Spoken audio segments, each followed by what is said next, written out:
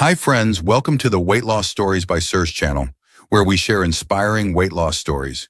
Today we have a new and very interesting story that will definitely motivate you. Share in the comments how you cope with challenges on your journey, and let's get started. Chapter 1: The Last Call. I stood at the window of my third-floor apartment in a Philly suburb, watching the kid next door try to sink a basketball into a hoop nailed to an old oak. The ball kept bouncing off the rim, just like my thoughts, ricocheting from one dead-end idea to another. My phone was in my hand, the screen showing a missed call from Dr. Campbell. Third one this week. I knew it wasn't just a reminder about an appointment. Yesterday, I'd found a letter from his office in my mailbox, sealed with a red urgent stamp. I hadn't opened it. Didn't want to. My reflection in the glass looked like a stranger, a face bloated with fat, eyes sunken into folds of skin, and a neck that seemed to vanish a decade ago. I weighed 440 pounds, over 200 kilos. Every step from the couch to the kitchen felt like a marathon, my heart pounding like it wanted to break free and run. But I wasn't ready to hear what Campbell had to say. Not when all I had left was a pizza box on the table and a half-empty bottle of Jim Beam. My name's Todd Marshall, I'm 40, and I'm the guy nobody notices. Not because I'm invisible, but because I'm too big to look at. People glance away when I pass by, like my weight's contagious. Even the cashier at the local 7-Eleven smiles at me like she's afraid I'll break her counter. But I'm used to it. Or thought I was. That night, after another missed call, I finally opened the letter. My hand shook as I tore the envelope, the paper smelling sterile, like a hospital hallway. Inside was a single sheet with a short note. Todd, your latest tests show critical changes. If you don't act, you've got less than a year. Call me. Campbell. I read it 3 times.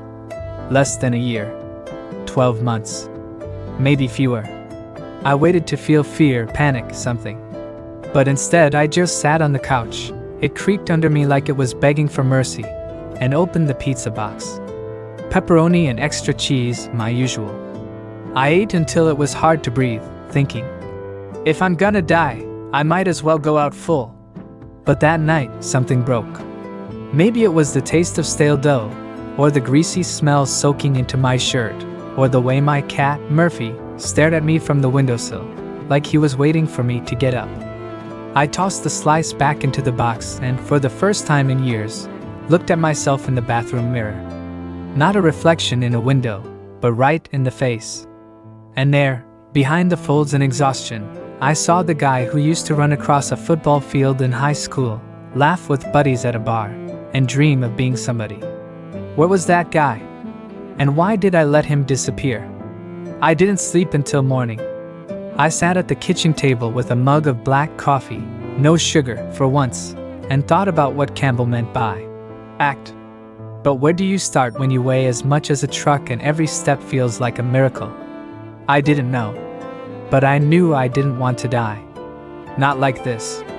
Not in this apartment, with a pizza in my hand and a cat yowling over my body. The next day, I called Campbell. His voice was calm, but there was an edge to it. He said my heart was on its last legs, that type 2 diabetes was tearing through my veins, and that without drastic changes, I wouldn't make it to next Thanksgiving. He suggested surgery, gastric bypass, but added that even that wouldn't work if I didn't change my life. Todd, he said, this isn't about weight. It's about why you let yourself get here. I hung up and cried for the first time in years. Not because of his words, but because of the question he left in my head. Why? Why did I become this? And then I remembered her, Lisa, my wife, who left 7 years ago. Her last words were, Todd, you're killing yourself, and I can't watch you do it. She walked out, and I stayed, with a bottle of whiskey and an extra 200 pounds.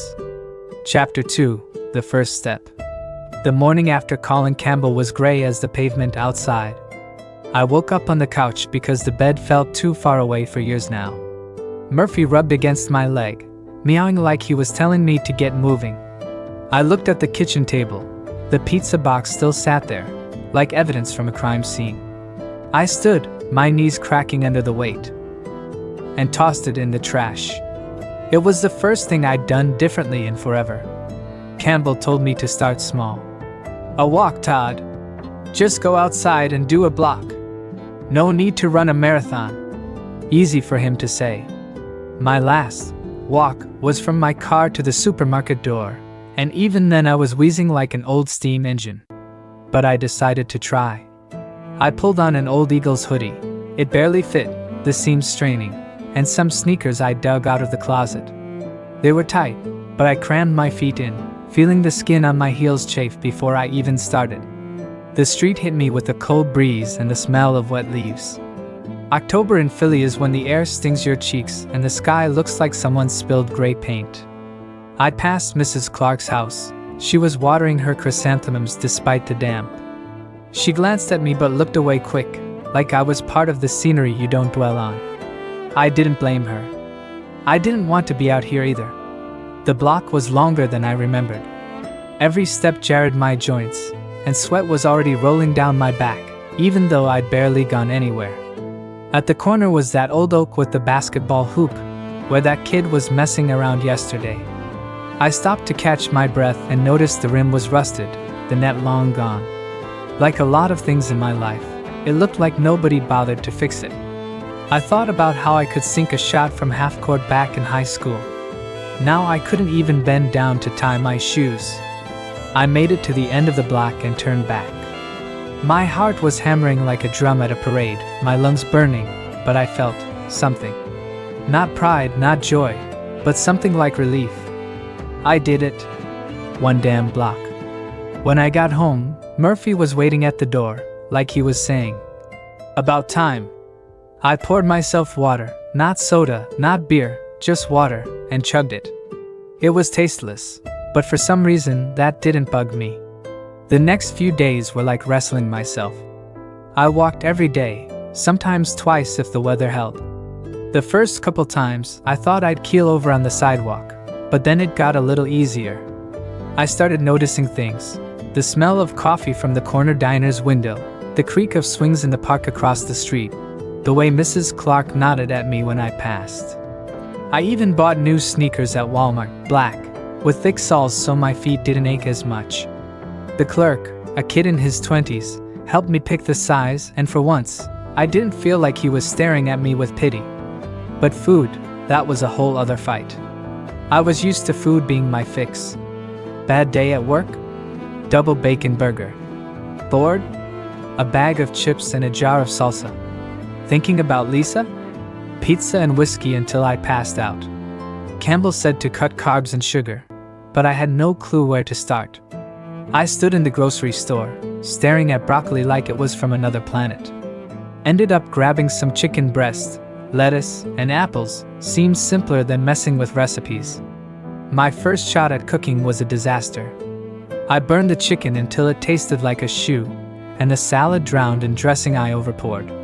But I ate it, sitting at the table, not on the couch in front of the TV. Murphy watched from the windowsill, like he approved. I started cooking every day, trying new stuff, eggs with tomatoes, fish I got on sale. Sometimes it was edible, sometimes not, but I didn't order takeout. It was like a promise I made to myself, even if I wasn't sure how long I'd keep it. About 3 weeks in, I ran into my neighbor, Abby, on a walk. She lived across the street, mid-30s, short red hair, always in bright leggings and earbuds. I only knew her because she sometimes walked her lab, Buddy. Abby stopped, popped out an earbud and said, "Todd, what, you're an athlete now?" I laughed, though it sounded more like a cough. "Just trying not to die," I said. She looked at me, not with that fake smile I was used to, but like she meant it. "That's cool," she said. "If you want company, let me know. Buddy loves long walks." I didn't know what to say, so I just nodded. But her words stuck with me. For the first time in a while, someone talked to me like I wasn't just a mountain of fat, but a person. I started seeing Abby more. She'd wave from across the street or stop to chat about the weather.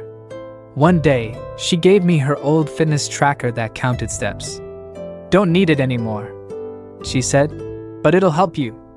I put it on, and by the end of the day, it read 8,000 steps. More than I thought I had in me. But it wasn't all smooth. Some days, I'd stare at the whiskey bottle in the cabinet and think, one sip won't hurt. Some nights, I'd wake up remembering Lisa, her smile when we danced at our wedding, her tears when she left. I blamed myself for everything, for not stopping, for letting food become my only comfort, for losing her. Those thoughts dragged me back like an anchor, but I kept walking, cooking, living. Because deep down, I knew, if I stopped, I wouldn't start again. Chapter 3: The Fall and the Rise. By spring, I'd lost 60 pounds. Not 100, not 200, but 60, and it was more than I ever thought possible. My clothes hung off me like they were on a hanger, and I'd bought new jeans, zipping them up without a fight for the first time in years. Campbell was pleased. My blood sugar was down, my blood pressure wasn't spiking anymore. But he still warned me, "Todd, this is just the start. You've got to keep going." I knew he was right, but part of me wanted a celebration, maybe a beer and wings at a bar, like the old days. I held off. I was walking 3 blocks now, not one, sometimes with Abby and Buddy. She'd talk about her job at the library, the books she was reading, how Buddy once stole a whole pizza off her table. I listened, amazed at how easy it was to talk to her. She didn't pry about my past, but one day, sitting on a park bench, I told her about Lisa. Not everything, but enough. Abby nodded and said, "Sometimes we lose people so we can find ourselves." I wasn't sure I'd found myself, but I felt like I was heading somewhere. The crisis hit in June. I got a letter, not from Campbell, but from Lisa. She tracked me down through mutual friends and wrote that she wanted to meet. "I heard you're changing, Todd. I'm proud of you." Those words should have lifted me up, but instead, they cracked open old wounds. I remembered how she looked at me before she left, how I promised to change and broke that promise. I didn't write back. Instead, I went to the bar, the same one where we used to drink beer and laugh. Ordered a burger, fries, and whiskey. Ate every bite, drank 3 glasses. The next day, I couldn't look in the mirror. The scales showed 5 pounds up, and I felt like I'd betrayed not just myself, but everyone who believed in me, Campbell, Abby, even Murphy. I didn't walk, didn't cook, just lay on the couch staring at the ceiling. But that evening, Abby knocked on my door. She was holding Buddy's leash and said, "Let's go." No talking. I didn't want to, but I went. We didn't say a word the whole way, but her being there was like a reminder. I wasn't alone. That slip-up changed things. I realized losing weight wasn't just about food or steps. It was about how I dealt with myself. I started seeing a therapist, grudgingly, but Campbell insisted. We talked about Lisa, about my dad who died of a heart attack at 50, about why I hid behind food. It was tough, but every session was another step. By November, I weighed 172 pounds, 78 kilos. I could run a mile without stopping, tie my shoes without gasping, even sink a shot into that rusty hoop by the oak. Mrs. Clark started greeting me by name, and Abby gave me a book about marathons, hinting I could try one. I didn't reply to Lisa, but I wrote her a letter, not to send, but for me. I thanked her for leaving, because it forced me to get up. I'm not a different person. I'm still Todd Marshall, who loves pizza and sometimes misses whiskey. But now I know I can be more than my mistakes. And every time I pass that oak, I look at the hoop and think, maybe one day I'll sink a shot from half court. Why not?